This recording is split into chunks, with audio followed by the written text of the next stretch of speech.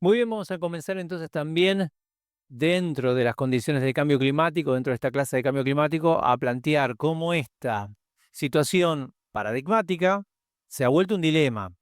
Cuando decimos dilema, estamos hablando que tiene marco de debate. La pregunta es por qué una situación que el 98% de la población científica entiende que está como resuelto, aún así no puede establecer una condición que sea fuera del debate. Y esto tiene respuesta. El debate existe cuando hay teoría. ¿Por qué? Porque el espacio de la teoría, por supuesto, la teoría no es lo mismo que la ley, y a la vez las teorías, si bien son explicadas a través de leyes, no necesariamente éstas tengan que tener una construcción en la cual no tengan cuestionamiento. ¿Por qué mencionamos esto? Porque de por sí la ciencia trata de ser objetiva, planteando datos empíricos que sostengan o no sostengan estas teorías o estas ideas. El dilema de plantear algo a nivel teórico es que se crea un modelo, y el modelo es un ideal, una condición matemática y estadística.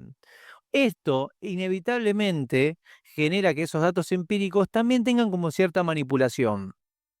Es decir, muchos de estos datos, depende yo cómo los interprete, van a decir una cosa o van a decir la otra. Y esto es fundamental porque aquí empezamos a notar que los propios datos empíricos pueden ser influenciados por la política, desarrollando así ideologías que van a transferirse a un dogma y que por definición se vuelven una creencia. Y cuando éstas entran en un rango de creencia y dogma, dejan de ser cuestionadas, produciendo de esta manera una condición que parece funcionar más como un sistema religioso que como un sistema científico. Entonces, esta sería la pregunta: ¿puede realmente la ciencia ser objetiva cuando hay tanta presión política dentro de los sectores sociales o la economía? ¿Realmente así la teoría entonces puede sostenerse si no es a través de medios de comunicación que tienen a través de ellos influencias ideológicas a través de condiciones de instituciones que son primarias? Es decir, básicamente la información que sabemos nosotros corresponde por las instituciones que nos van dando esa información. Es decir, la circulación de los datos que tenemos nosotros básicamente es una iteración, una repetición de información que hemos dejado de cuestionar, porque si lo hiciéramos quedaríamos como unos ridículos.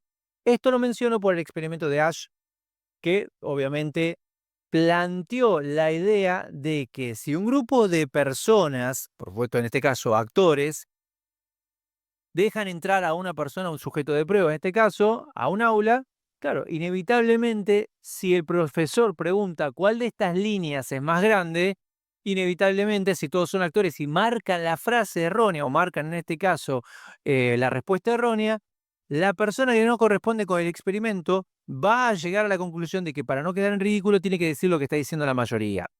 Aquí notamos entonces que el sentido común incluso puede ser retorcido a partir de lo que puede ser la mirada de la mayoría. Pero, vuelvo a repetir, la ciencia no es democracia, no es porque lo diga la mayoría, esto tiene que ser verdad. Y a partir de acá entendemos entonces que los aspectos de ese 98% de la población, que funcionan como la mayoría, por acción científica, por supuesto estoy hablando, no quiere decir que sean reales, o por lo menos no quiere decir que no sean cuestionados. El planteo aquí nos demuestra lo siguiente, que, número uno, muchos de los términos que existen a nivel de los medios de comunicación funcionan con un carácter peyorativo.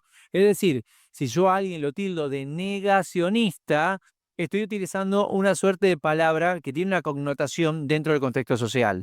Porque cuando yo digo negacionista, prácticamente estoy usando la frase, estás negando el cambio climático, estás diciendo que no existe. No, no hay ningún solo científico que niegue el cambio climático.